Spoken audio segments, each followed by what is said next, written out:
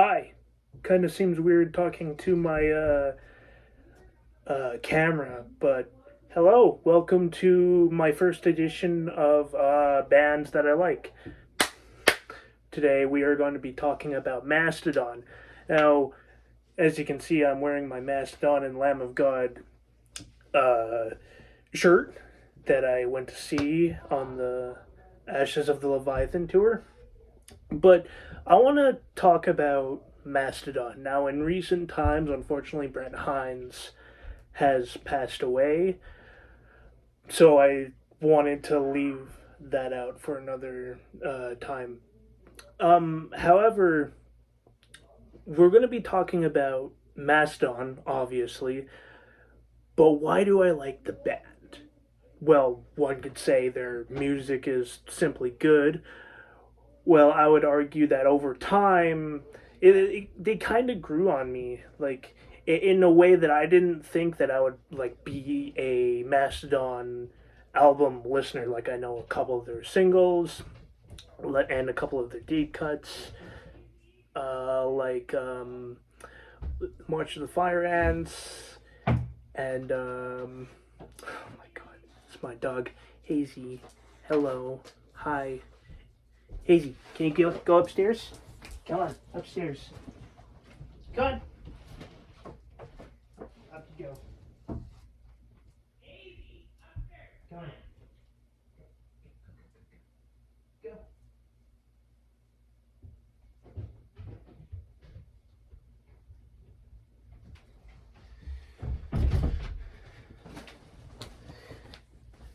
Sorry about that. My dog interrupted me.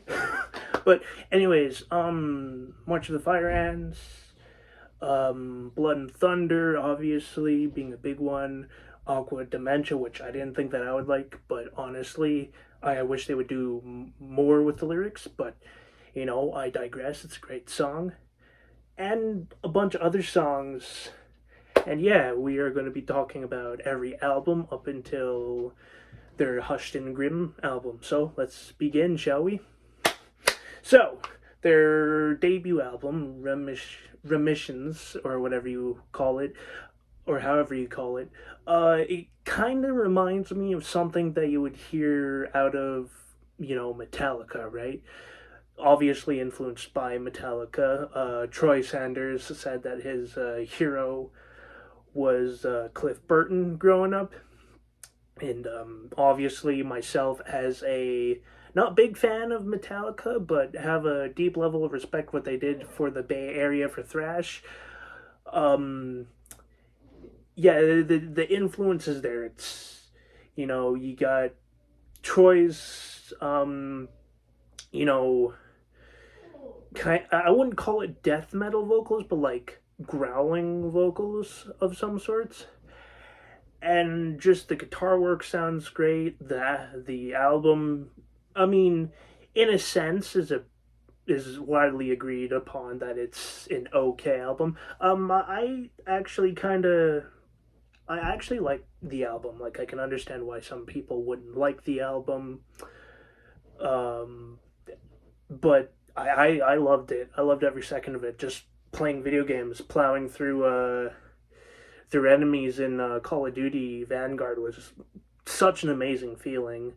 Um, yeah, I'd say March of the Fire Ants is one of my personal favorite songs. Obviously, that's one of their well-known albums, songs. Sorry, not albums. It's a song, for Christ's sake.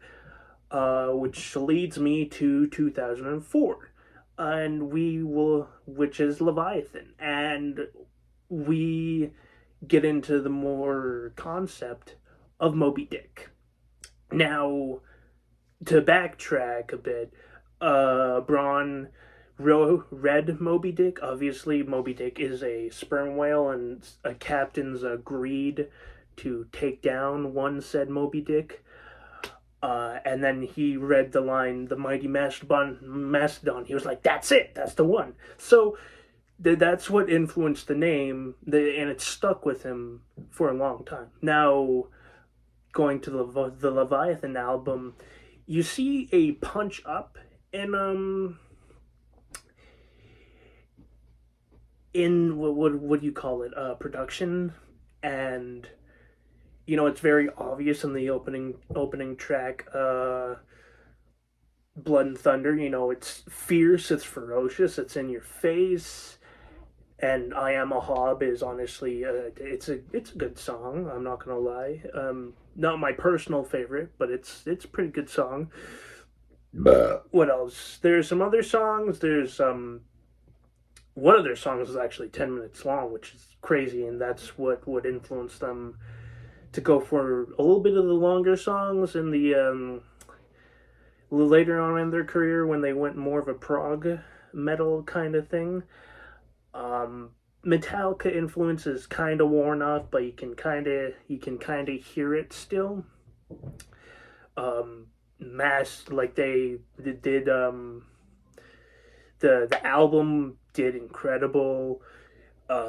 This got them to new heights, and as the metal bloke said, that when that album came out, he was like, he was not interested in music as much.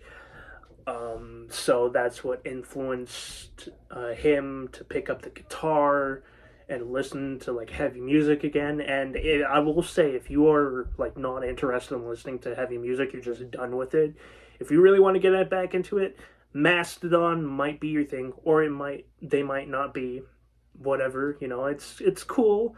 It's whatever, you do you. But they're a good gateway, or great segue to get back into metal, or a great gateway metal band if you don't like to get into the more. They're a great band to get into the more heavier stuff, like let's say Lamb of God or Cradle of Filth, or bands like that. But then we go into Blood Mountain, and this is the peak of their career. This is what I would consider the golden age of them. The Wolf is Loose. Braun Braun, the drummer, touched upon that while doing a live for Drumeo. He said that he was watching a movie one night, and then I don't remember which movie, but definitely check out the talking about the grooves and whatnot on Drumeo. I'm sure you'll find it if you search up Drumeo and Braun, but whatever. Getting back on track. This album, really good. I like it a lot. Um, Colony of Birchmen was my first song that I heard, and then I heard The Wolf is Loose, and going back to that song, Braun was watching a movie one day, and then this line, "The wolf is loose," kind of thing just went there, and that was the title of the song. And then he kind of, gets into like a very hardcore, very fast pace, very punk song.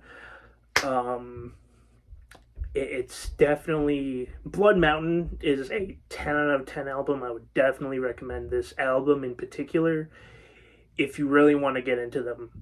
And then comes Crack the Sky. Now, Crack the Sky, and moving forward, we would see more of the three singers. Now, it was just Troy's who did the Remission album, but then Brent would later provide vocals for both Leviathan and Blood Mountain, and then Braun would later on be in the opening track of Oblivion from Crack the Sky. 10 out of 10 song, love it. Crack the Sky is a great album to also get into them. I would highly recommend that. Just bangers of songs. Like, there's no skips. I didn't feel like I was overwhelmed. Mastodon has been consistently like 40 minutes. Just consistently 40 minutes. You're in there, boom, done in 40 minutes or 39 minutes. And it's not like an hour, much to their 2021 album, which we will talk about, but later on.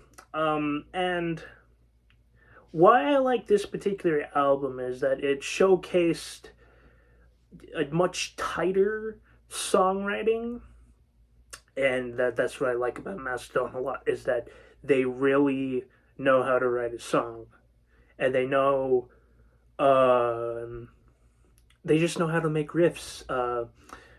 Blessed by Brent and what was his name? Brandon. I'm pretty sure his name is Brandon. Later on, you guys can probably decimate me in the comments for not remembering his name. But anyways, so much to those two guitar wizards, they've wrote so many hits. Banger album, "Crack the Sky" is a great song, and they're closing title. Um, "The Last Baron" is honestly one of my favorite closing tracks that they did. Um, and we're moving on to "Once More Around the Sun." Now, a lot of people start to get opinionated on like that era when they went more proggy. I know Brent going forward didn't like the albums, hence why he's kind of bad talked the albums, as I've seen later researching on why he probably wasn't really much of a good cookie, to say the least. Like, he was a wild animal. Like, I'm not gonna throw dirt on him because he obviously passed away, and I don't want to speak ill of the dead. But he was crazy, and he was probably the right amount of crazy for that band. That's why people were so devastated. But we're gonna get into that later. Um, it's a great album. I mean, if you're into prog and stuff like that, you're definitely gonna like the album. If you're not into prog, you're definitely not gonna like the album. We see more of Braun taking some of the vocal tracks, like in what was it, Halloween, I think it was, and the Mother Load, obviously. Um, when was this album released? I don't remember. Someone let me know when the album was released, because I already lost track. I held this video for so long just so I could mourn him. Um, but yeah, after that we get into the next album, which is okay. I mean, "Show Yourself" is definitely a great song. It's one of my personal favorites from.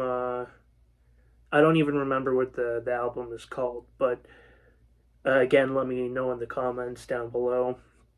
Um, but I wouldn't say that it's a weak album, but it's definitely not my favorite. I just felt consistently like it wasn't a well written album. I mean, definitely, like Braun said that he didn't like the song "Show Yourself." He just didn't like the riff of it. But who Troy obviously loved the song, so he seen potential in it, and but the potential was there. I mean, it hit number one. It beat um the Mother Load, and what was it? Was it Colony of Birchmen? I'm pretty sure it was Colony of Birchmen, because their first song to go number one, or was it? I don't know. But I'm getting sidetracked here. The closing number, "Jaguar God," is also one of my favorites. I wouldn't really see myself going back to that album, honestly, because there isn't really enough bangers. Now, I will say, what is that song called? I don't remember. They closed it out when I seen Mastodon with "Lamb of God" live. Oh God, I don't remember. But anyways, not a very good album. Definitely not the worst, but there's definitely worse out there. But yeah, I just don't see myself connecting to that album as much. And then there's "Hushed and Grim," which in the last album didn't have Brent singing a lot. "Hushed and Grim" had no singing from Brent whatsoever. He was not digging the album, I assume, so that's why he didn't really, give a whole lot of care to that album in specific, and those other like last those last couple of albums that they went into a proggy direction after Crack the Sky. Too long, definitely too long. An hour and 12 minutes is not the regular standard, I'd say, for Mastodon, because they're always been like short, like 40 minutes. Now I do like I like an hour of like music to digest. But Brent was obviously not very present. Like, he can't feel his presence on that album, and it's sad to say the least, because they're planning to release an album here soon. I don't know when, but someone in the band said that they're working on new music, and obviously probably Brent was just sick and tired of it. So um yeah, and which leads me to here. What's my prediction on their new album? Well, I don't know if it's going to be good. I don't know if it's going to be bad. Um I definitely like the prog era from Crack the Sky and Once More Around the Sun. The last two albums from 2017 to 2021, not much of a big fan. I'm not gonna lie. However, I did like Hushed and Grim a little bit more, but not by much. I would go back to that album and listen to it, because whether Brent didn't sing at all, I really liked the album. But where are they going? Well, they might go more prog, and it's gonna be good or it's gonna be bad. Good, bad, it's subjective. But definitely without Brent, there is gonna be a hard listen. Now, which comes to present day.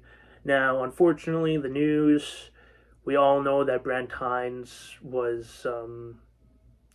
he got involved in an accident, and that's such a hard loss, because I only seen him once live, and that was the Ashes of the Leviathan tour, where Mastodon played Leviathan in its entirety, and Lamb of God did played Ashes of the Wake in its entirety. And it's such a sad loss for the metal world. Ozzy Osbourne was definitely a hard loss. He went out on his own terms, but I just wish that Brent went out on his own terms, because honestly, whatever I said about him on Instagram, telling him to grow up and this and that and whatnot, let's just remember the incredible music that he brought to the table.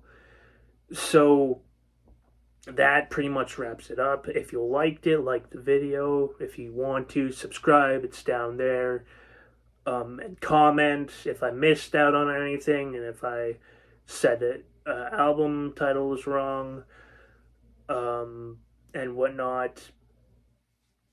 Yeah, but I like the band because the creativity is pretty much it. That's it. The creativity and the flow of each album, whether I liked it or not, is why I like Mastodon so much, and it was a pleasure to listen to listen to them. Anyways, like, comment, subscribe, and see you another time.